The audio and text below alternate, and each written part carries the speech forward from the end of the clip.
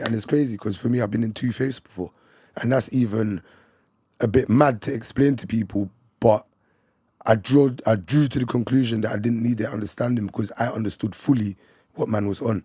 You know what I'm saying? In two faiths. What do you mean, like so Islam? Yeah, so I used to be a Muslim. You know what I'm saying? Grew up Muslim, Moroccan dad. When did you know take what your I shahada? I don't think I ever did. I never got up in the mosque and took my shahada. I was just, in my head, I was born Muslim because obviously my dad's Moroccan and that was the type of religious background that was in my house. You get me? My mum was from a Catholic background, but they weren't practicing. You get me? And she used to say to me, I believe in God and So that's you never it. took your shahada? Never, ever. So, I mean...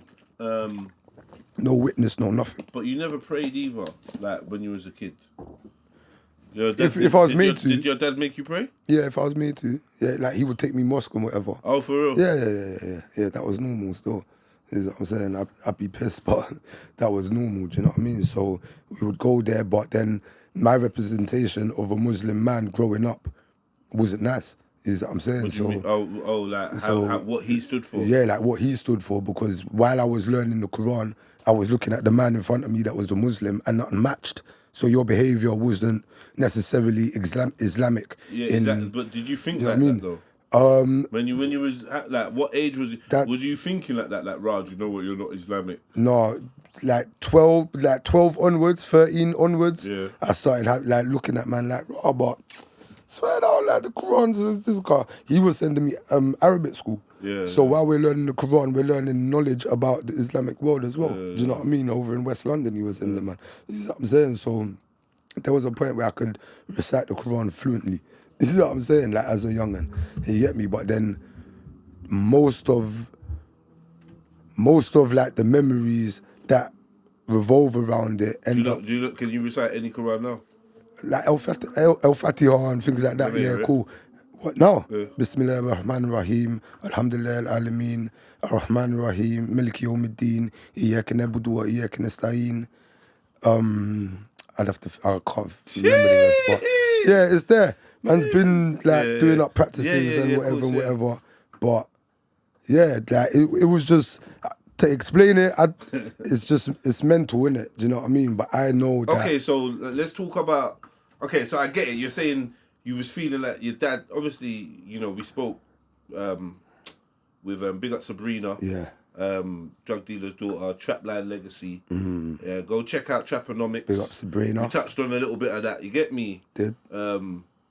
Your dad was this heavy-handed, to say the least. He was abusive. You sound like he was. I follow your lead. No, he was doing a madness, innit? And as I spoke about on the Traponomics episode, it started with Mumsy, and then it went on to me and like the people that were in my house, innit? Is what I'm saying. And obviously that was mad for me because, like I was saying, I'm reading what a model Islamic man, a model Islamic Muslim is meant to be, and then what I'm seeing in the yard is mummy getting broke up, and then you're coming for us, and none of it don't make sense, innit? Is what I'm saying. And did you ever think to yourself?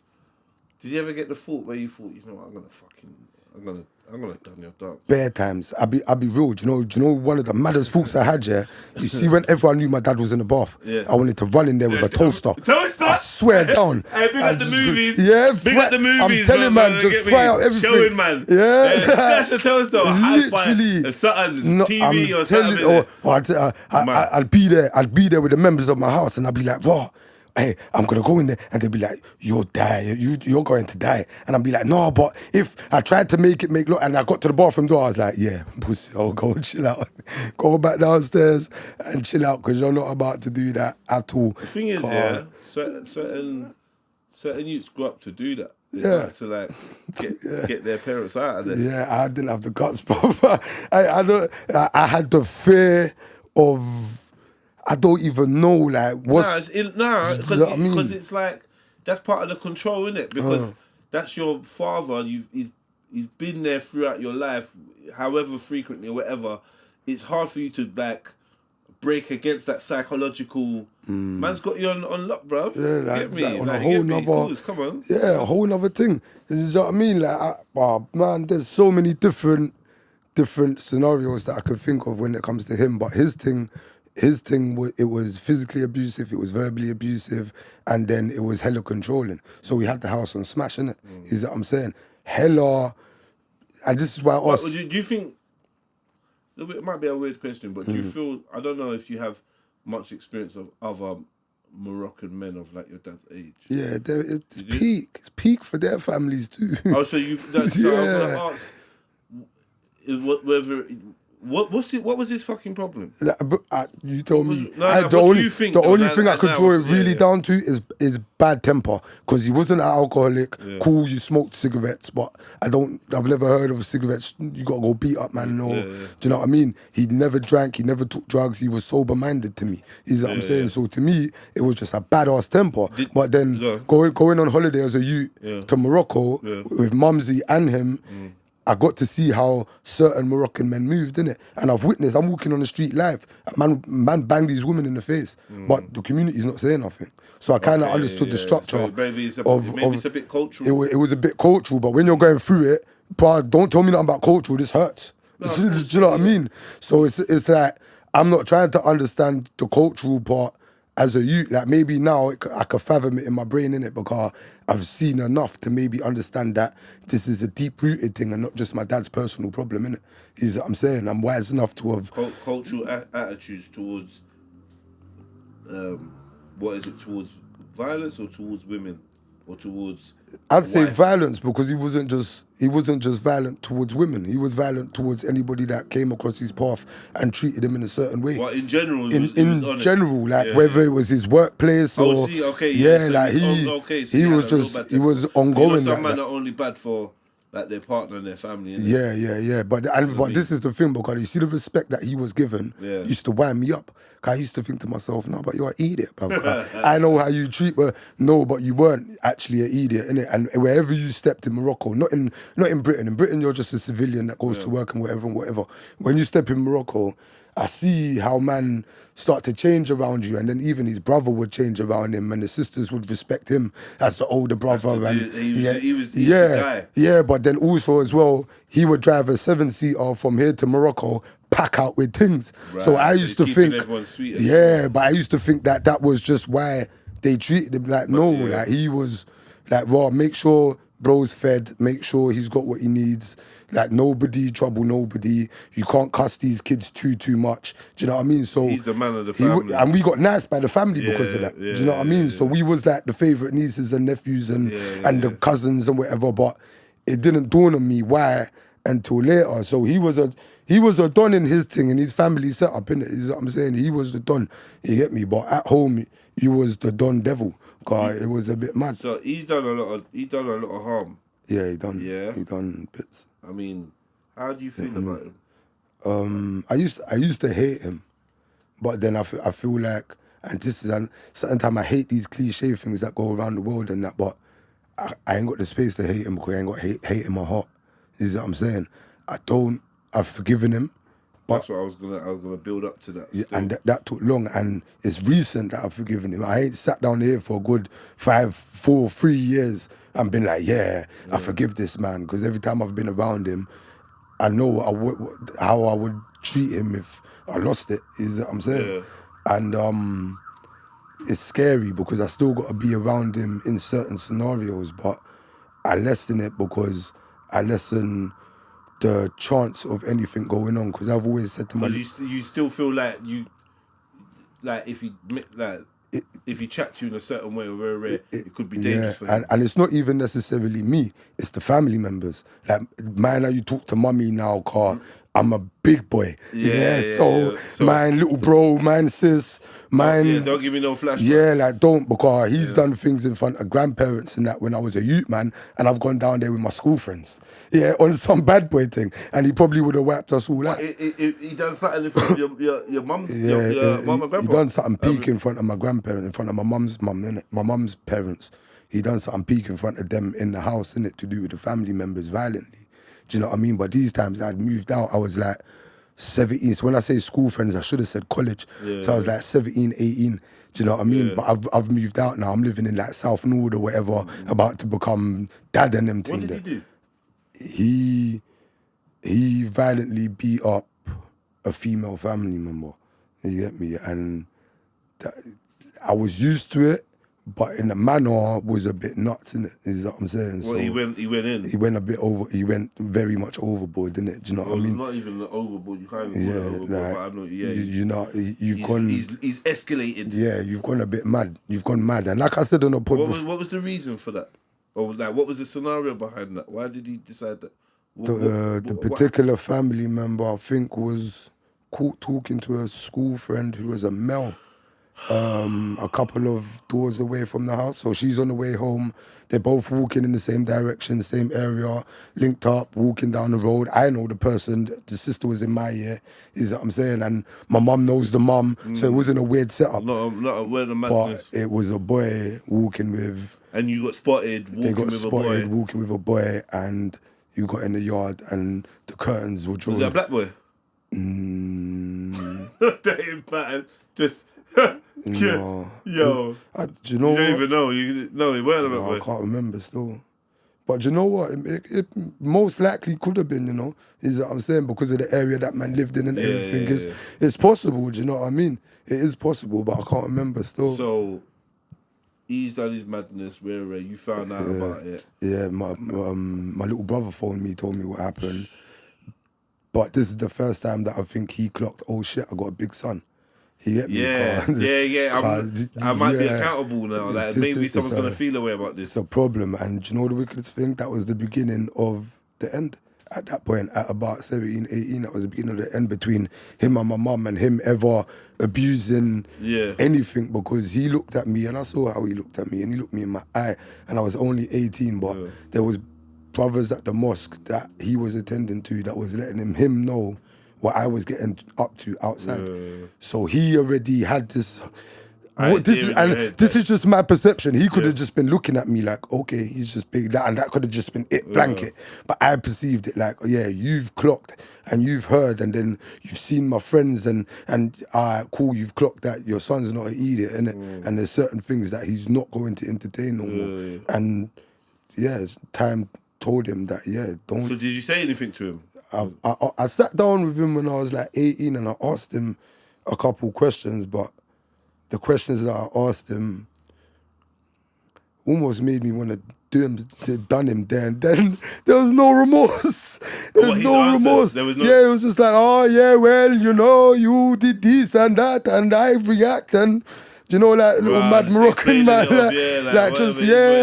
but at 18, I weren't boozy enough to ask him like questions. It was just like little, like, oh, because in my brain, like, even do you know the psychology behind this thing? Yeah, I wonder if anyone else has ever experienced this. The psychology behind this thing is, now, if I hear my dad raise his voice now, I can still feel the same fear that my body used to fear back then. It's like hearing feds. Yeah, and then I got to say to myself, big, strong, danger. Don't, do you get it? Because I will, if you ever, do you know what I'm saying? But what do you think? Like, what do you think is worse, right? Not having your dad in your life at all and not really knowing why, or having your dad in your life and him being like how your pops was? Do you know what? Yeah, it's selfish, because if he weren't touching my mum and it was just me, I'd say just be there, innit? Because there was lessons learnt in there. There was lessons on how not to be a father, which is probably the biggest main lesson. Do you know what I mean? And my kids are thankful for that shit. I remind them daily. I could draw up stories, innit? You get me? He taught me how to be an aggressive man. And I know that that's an important trait in a man, but more important if it's disciplined. Yeah, he showed me reckless. I had to learn the discipline. You see what I'm saying? So that was another lesson. He showed reckless endangerment. No thinking, no thoughts, whatever. I took that on, but I had to develop over time. Like, discipline. You see what I'm saying? Do you know what I mean? And then, do you know what? He always said to me, which was very weird, because he would say to me, make sure you look after family and never let them go. And that was mad, because he weren't looking after family, but who knows, innit? You know, I don't know, cause he's got other youths. I got 2 big sisters, from Quay. One I met when I was 16, and one that was my best friend, and things went a bit mad. And she actually sent people to kill me. I can say that now. You hear me? Without the eye tear and them things. She sent people to kill you. Yeah, she was my best friend, man. Tell me about it. What do you mean? How old was she? I'll paint the picture. Yeah. She was probably late 20s at the time, late 30s. I met her when I was maybe about 13. This was the youngest of the two that my dad had elsewhere. So you said she was in her late 20s? She was like her late 20s, 26, 27, 28. Okay. Do you know what I mean? Mid-20s. Yeah, she grew up abusive, obviously, same dad. Her mum got and he was on grunt? Yeah, he was on madness. Yeah. Her mum got what my mum got. Yeah. Dash through class tables and shit. all of these. It was normal behaviour. He was just running amok. Do you know what I mean? Mm-hmm. So I think her trauma led her to abusive relationships with men. Not even men, I can't even say, with the one partner, because the trauma, the type of trauma you wasn't even allowed to experience other men from what I saw, innit? See what I'm saying? And then she was on lock with one brother. She was on lock with a brother. He was abusive. He was extremely abusive. Yeah, you can't do much around him. Old school bad boy. So it was a different element. It wasn't just like a man with a temper. It came with other stigmas and the same respecting that dad had, but now this is like a British version of it all. So I'm used to the behaviours, but it's just like, it's a British thing now. So I'm clocking, okay, it's not just cultural over here, it's not just Morocco, it's kind of like a type of people now that I'm seeing, innit? You get it? Because it's out the house now. Do you know what I mean? Eventually, same thing, he realised, big brother, you get me? But that's jumping it. So before all of that, best friend, raised her. I was on the roads making money, but I was also working. I would give her my paycheck and I'd keep my hustling money so she could just deal with my nephew, and I raised my nephew. Why she was in her mid-20s. Why is it that you needed to do all that? Because... And how old was you? I was about 17, 18. So why was you hustling and then giving her a paycheck, and why was you doing that? I didn't really understand I didn't understand what she was going through fully, so she had my full sympathy for. So whatever you needed, I gave you, and if I heard that you needed this, I'd overdo it. So instead of giving you this, I'd give you that. You get me? Okay, but she had the man at the same time. In and out, like he jail, in and out, doing his thing. They split up, they're back together. It was just crazy. A lot more happened. Yeah. Obviously, man was younger. I didn't get too into it, but there was just so much going on for her. So for me, it was just like, well, do you know what? Yeah, you're not working at the moment here. You get me? Every time you go to work, man's telling you about, oh, you're with this work colleague and that work colleague, and oh, don't go to work, you got to stay at home. Do you know what I mean? So in my head, it's like, all right, cool. Then one day I was shown that, like, there's a certain lifestyle that she's into. Do you know what I mean? When it comes to certain substances and things like that. Nitty. Well, was she nitty or just dabbling in? I think a functioning nitty. Because a nitty to me is, if you ain't got it, you ain't got control of yourself at all. Tea or coffee? And I saw signs of that coffee. Coffee? Fuck you there. And I saw signs of that. And you know what I mean? And back in the day, it was like, you see, like that era as well, it was speed and Molly and ecstasy and so partying and raving and nightlife and bad boy boyfriend and everything just kind of meshed and got caught up, and then she ended up on the coffee. Yeah, and then you're a rude girl. So now you're doing mad things and you're just like certain beatings, it sounds crazy, but certain ones I was like, oh shit, maybe you deserve that one, because I put myself in these shoes. Like, if I was moving this mad in front of me, like, oh, how would I react? Like how mad? What she like it's behaviour. It's loud. It's in your face. And at that age, to me, I got a breaking point, innit? Yeah. Do you know what I mean? Now I could conduct myself differently and just like generously move you out the way. Do you know what I mean? But back then, I would have headbutt you, kind of thing in my brain. Like, I can't deal with all of this in my face right now. That's crazy. She's spazzing out. Spazzing out, and to calm you down is to lick you down. Yeah. Do you know what I mean? But yeah, so I kind of understood certain things, but then I spent enough time around there to see the whole other side of the spectrum of abuse, innit? Do you know what I mean? And it was crazy. Like I mentioned, Nelly poster, Grinder to to the face and all Okay, of them. because she had a Nelly poster, man, that's the grinder. Yeah, because you dashed the grinder. Do you know what I mean? And then I just think eventually he saw me growing up. He saw that I was seeing more. And then eventually I think that thing just naturally just faded. Do you know